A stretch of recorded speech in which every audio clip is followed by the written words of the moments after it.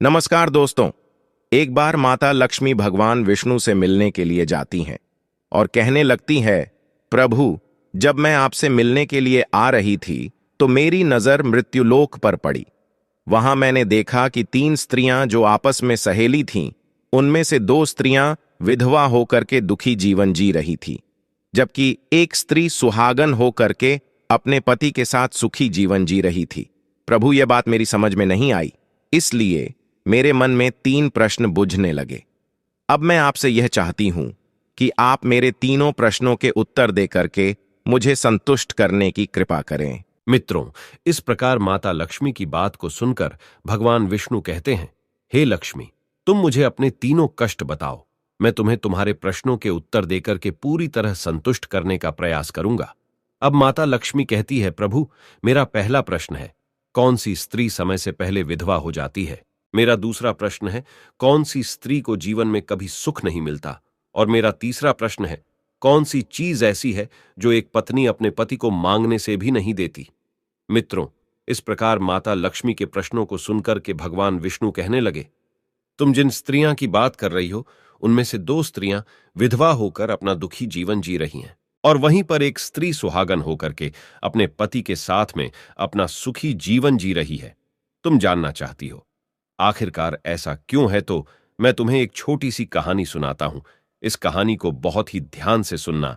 आधी अधूरी कहानी सुनने वालों को आधा अधूरा ही ज्ञान प्राप्त होता है, जो जीवन में कभी काम नहीं आता, क्योंकि तुम्हारे तीनों प्रश्नों के उत्तर किसी छोटी सी कहानी में समाये हुए हैं। यदि तुमने ध्यान से सुना तो तुम्हारी तीनों प्रश्नों के उत्तर तो अवश्य मिलेंगे और तुम्हें संतुष्टि प्राप्त होगी। मित्रों, माता लक्ष्मी कहती, प्रभु, मैं आपकी बात से सहमत हूं। आप कहानी शुरू करो, मैं कहानी को पूरी मन से सुनूंगी, और जब तक आप कहानी बोलेंगे तब तक मेरा मन किसी दूसरे स्थान पर नहीं जाएगा। तो मित्रों, कहानी शुरू करने से पहले मेरा आप सभी से अनुरोध है कि आप हमारे चैनल को सब्सक्राइब अवश्य करें और कहानी के अंत तक बने रहें, क्योंकि आज की कहानी आपके लिए बहुत ही महत्वपूर्ण होने वाली है। तो आइए आज कुछ नया सीखते हैं। भगवान विष्णु कहते हैं, हे लक्ष्मी, सबसे पहले मैं तुम्हें उस स्त्री की कहानी सुनाता हूं जो सुहागन बनकर के सुखी जीवन जी रही है।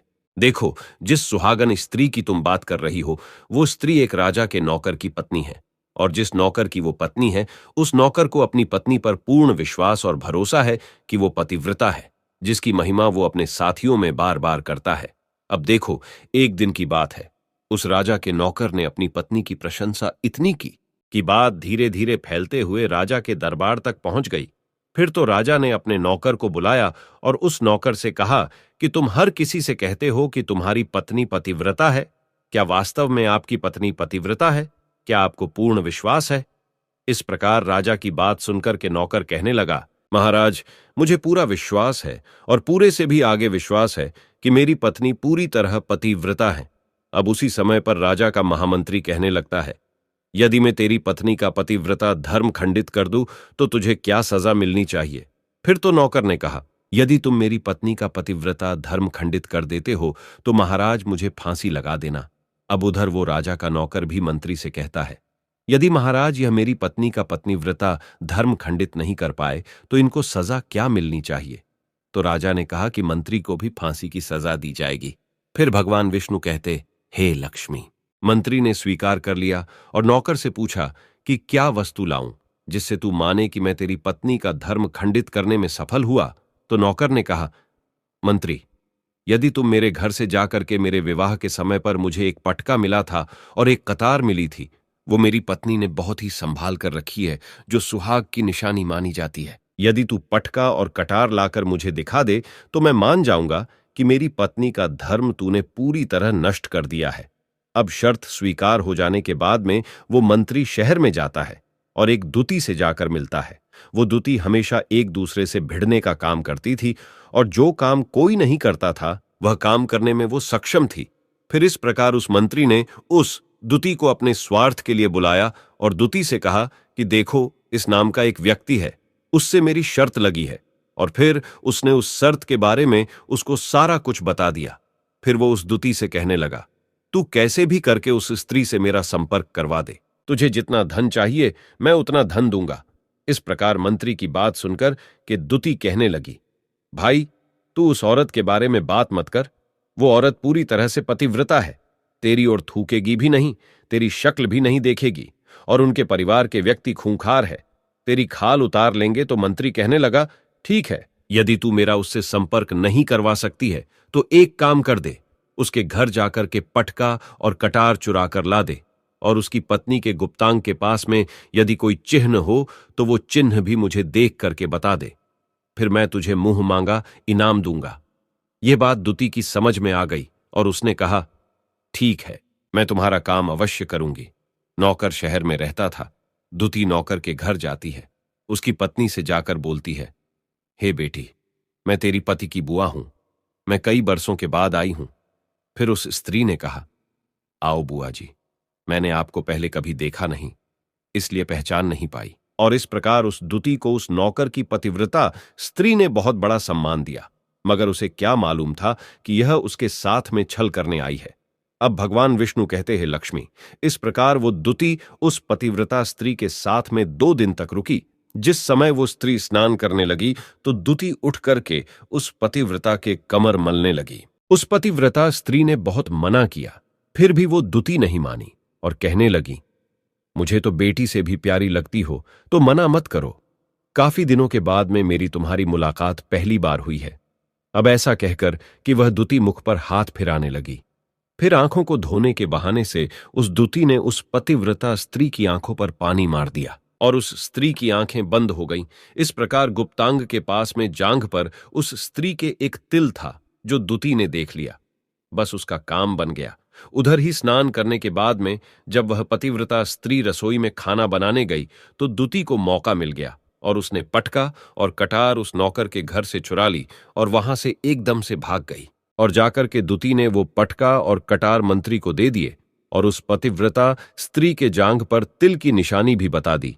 फिर वह मंत्री पटका और कटार लेकर के सीधा राजा के दरबार में पहुंचा और राजा से जाकर कहा, महाराज, मैंने नौकर की पत्नी के साथ में 2 दिन बिताए और यह पटका तथा कटार उसी के हाथों से लेकर आया हूं। फिर तो राजा ने दरबार लगाया और नौकर को बुलाया तथा महामंत्री से सभा में पटका और कटार नौकर को दिखाने के लिए कहा। फिर राजा की आज्ञा पाकर के मंत्री ने उस नौकर को पटका और कटार दिखाई और उसकी पत्नी की जांघ पर तिल भी बताया तो नौकर मान गया कि वास्तव में आज मेरी पत्नी ने अपना पतिव्रता धर्म पूरी तरह से भंग करवा लिया। भगवान विष्णु कहते हैं, लक्ष्मी, फिर तो राजा ने फांसी का दिन 15 दिन के बाद में रख दिया और कहा कि नौकर को 15 दिन के बाद में फांसी पर चढ़ाया जाएगा। और इस प्रकार से नौकर से उसकी अंतिम इच्छा पूछी तो नौकर ने कहा कि मैं अपनी पत्नी से अंतिम बार मिलना चाहता हूं। इस प्रकार राजा ने उस नौकर को आज्ञा दी कि ठीक है, तुम अपनी पत्नी से मिल सकते हो। फिर नौकर अपने घर गया और अपनी पत्नी से कहा कि आपने मेरे साथ में बहुत बड़ा विश्वासघात किया। मैंने आपके विश्वास पर मंत्री से ऐसी शर्त लगाई थी कि राजा के दरबार में राजा के सामने मैंने कहा था कि मेरी पत्नी का पतिव्रता धर्म कोई नष्ट कर दे तो मुझे फांसी लगा देना। अब मुझे 15 दिन के बाद में फांसी लगा दी जाएगी। मेरे साथ विश्वासघात करके तुमने ठीक नहीं किया। उस पतिव्रता स्त्री ने अपने पति को सारी बात बताई, मगर उसे विश्वास नहीं हुआ और वह राजा के दरबार में पहुंच गया।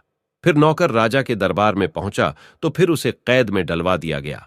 अब उधर नौकर की पतिव्रता धर्मपत्नी ने परमात्मा को याद किया और अपना भेष बदल करके राजा के दरबार में गई और राजा से नाच दिखाने की आज्ञा मांगने लगी, क्योंकि वो स्त्री बहुत ही सुंदर थी और उधर राजा शौकीन होते हैं। इसलिए राजा ने आज्ञा दे दी कि सभी मंत्री संतरी आदि उपस्थित होकर के इस सुंदरी का नाच करवाने की पूरी व्यवस्था करें। भगवान विष्णु कहते हैं, लक्ष्मी, फिर तो सब मंत्री महामंत्री राजा आदि दरबार में उपस्थित हुए और फिर उस नौकर की धर्मपत्नी ने जब नाचना शुरू किया तो राजा को उस स्त्री का नाच बहुत ही सुंदर लगा। और फिर राजा ने कहा, तुम मुझसे क्या मांगना चाहती हो? तुम जो भी मांगोगी मैं तुम्हें वही दूंगा। फिर उस नौकर की पतिव्रता स्त्री ने कहा, महाराज, आपकी सभा में मेरा चोर है जिसने मेरे रुपए लिए थे मगर आज तक वापस नहीं दिए, उसे फांसी की सजा दे दीजिए। अब राजा ने कहा, ठीक है, बताओ मेरे दरबार में तुम्हारा चोर कौन है, उसका नाम क्या है? मैं उसको फांसी की सजा अवश्य दूंगा। भगवान विष्णु कहते। फिर उस नौकर की पतिव्रता स्त्री ने कहा, महाराजा, आपका मंत्री मेरा चोर है, आप इनको फांसी की सजा अवश्य दे। अब उधर जैसे ही मंत्री ने सुना कि ये सुंदरी मुझे अपना चोर बता रही हैं, तो मंत्री कहने लगा, महाराज, मैं कसम खाकर कहता हूं कि मैंने इसका कभी कुछ नहीं चुराया है। मैंने इसे आज तक कभी देखा ही नहीं है, तो मैं चोरी कैसे कर सकता हूं? मैंने आज तक इसकी शक्ल ही नहीं देखी है। अब भगवान विष्णु कहते हैं, लक्ष्मी, जैसे ही मंत्री ने कहा कि मैंने इस सुंदरी की आज तक शक्ल ही नहीं देखी है, तो वो सुंदरी कहने लगी, महाराज, ये मंत्री मुझे जानता नहीं है, तो आप इससे ये पूछो कि ये पटका और कटार कहां से लाया था। मैं उस नौकर की पत्नी हूं जो आपके यहां पर नौकरी करता है, और आप मेरे निर्दोष पति को फांसी चढ़ाने वाले हैं। अब मैं आपको पूरी दस्ता सुनाती हूं। ये जो आपका मंत्री है, इसने मेरे पास में अपनी एक दुती को भेज करके मेरी जांघ के तिल का पता लगाया, और उसी ने यह पटका और कटार चुरा कर के इसको लाकर के दी। और आपके मंत्री के द्वारा भेजी गई दुती जब मेरे घर पर आई थी, तो उसने मुझसे कहा था कि वो मेरे पति की बुआ है और वह पहली बार आई है, इसीलिए मैं उसको पहचान नहीं सकी। और महाराज, जिस प्रकार मैंने उस स्त्री को अपने यहां पर बहुत बड़ा सम्मान दिया और अपने घर पर उसके ठहरने की व्यवस्था की, और इस प्रकार उस नौकर की पतिव्रता स्त्री की बात को सुन करके राजा ने दुती को बुलाया। फिर उस दुती ने राजा को सारी सच्चाई बता दी, जिससे राजा ने उस नौकर को रिहा कर दिया और मंत्री को फांसी पर चढ़ा दिया। भगवान विष्णु कहते हैं, हे लक्ष्मी, इस प्रकार उस नौकर की पतिव्रता स्त्री ने अंत में राजा से कहा, महाराज, मैं अपने पति से बहुत प्यार करती हूं। मैं एक चरित्रवान स्त्री हूं। कभी भी मैं अपने पति का नाम तक अपने मुंह से नहीं लेती। भगवान विष्णु कहते हैं, लक्ष्मी, मेरी कहानी पूरी होती है। अब तुम अपने तीनों प्रश्नों के उत्तर सुनो। तुम्हारा पहला प्रश्न था, कौन सी स्त्री समय से पहले विधवा हो जाती है? तो जो स्त्रियां अपने पति का नाम लेती हैं, वो समय से पहले विधवा हो जाती हैं, क्योंकि पति का नाम लेने से पति की उम्र कम हो जाती है और समय से पहले ही उनके पति की मृत्यु हो जाती है। ऐसे स्त्रियां जो पति का नाम लेती है, समय से पहले ही विधवा होकर के एक दुखी जीवन जीती है। बस यही राज की बात है कि तुम जिन 3 सहेलियों की बातें कर रही थी, उनमें से 2 विधवा थी और एक ये नौकर की पत्नी थी जो पतिव्रता स्त्री थी। ये पतिव्रता स्त्री कभी भी अपने पति का नाम मुंह से नहीं लेती थी, और उधर वो 2 स्त्रियां जो विधवा होकर जीवन दुखी होकर जी रही है, वो हमेशा अपने पति का नाम लेकर ही बुलाती थी, जिसकी वजह से उनके पति की उम्र कम हुई, और फिर वो दोनों स्त्रियां समय से पहले ही विधवा हो गईं, और आज वो दुखी जीवन जी रही हैं। इसलिए कभी भी स्त्रियों को अपने पति का नाम अपने मुंह से नहीं लेना चाहिए।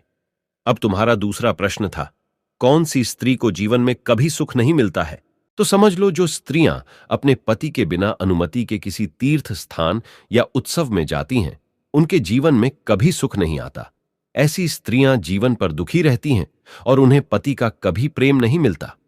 भगवान विष्णु कहते हैं, लक्ष्मी, तुम्हारा तीसरा प्रश्न था कि ऐसी कौन सी चीज है जो एक पत्नी अपने पति को मांगने से भी नहीं देती? तो समझ लो, वह चीज गाली है। एक चरित्रवान स्त्री कभी अपने पति को गाली नहीं दे सकती, और जो स्त्री गाली देती है, वो स्त्री कभी चरित्रवान नहीं होती, और ऐसी स्त्री जीवन भर रोती है, उसके जीवन में कभी सुखी नहीं आती, और समय से पहले ही ऐसे स्त्री विधवा हो जाती है। मित्रों, इस प्रकार कहानी सुनने के बाद में माता लक्ष्मी पूरी तरह से अपने तीनों प्रश्नों से संतुष्ट होकर कहती हैं, प्रभु, वास्तव में जो स्त्री चरित्रवान होती है, वो कभी दुखी जीवन नहीं जीती है, क्योंकि ऐसे घर में लक्ष्मी का सदा वास होता है और वह घर धन धान्य से हमेशा भरपूर बना रहता है। ऐसी स्त्रियां हमेशा घर को स्वर्ग बना देती हैं। तो दोस्तों, यदि आपको ये वीडियो पसंद आई हो तो प्लीज आप हमारे चैनल को सब्सक्राइब अवश्य करें, वीडियो को लाइक करें, और दोस्तों, सच्ची श्रद्धा से कमेंट में जरूर लिखें, जय श्री राम, जय हनुमान। साथ ही देवों के देव हर हर महादेव सदैव आप पर अपनी कृपा बनाए रखे। प्रिय मित्रों, वीडियो को अंत तक देखने के लिए धन्यवाद। जय श्री राम।